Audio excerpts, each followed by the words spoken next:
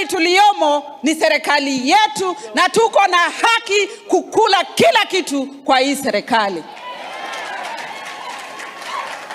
Kwa hivyo hesabu yetu lazima ikuwe hesabu ya addition and multiplication.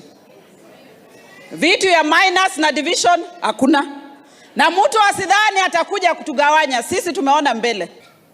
Hafla ya mwisho nilikuwa pamoja na huyu ndugu yangu Wajackoyah. Na hiyo siku ilikuwa vita. Ni wakati madaktari walikuwa wamegoma. Huyu Wajackoyah alisema maneno mbaya juu yangu. Wakiwa na mheshimiwa Oparanya. Nikatoka hapo nikijifikiria kuna nini? Lakini baadaye nimegundua ukiwa ndani wale wako nje wanatamani kuingia. Hata hii urais na wala uko na tamaa, endelea tu. Lakini mwenye yako ako kazi. Mwenye yako ako kazi. Na hiyo kazi atafanya mpaka dakika ya mwisho.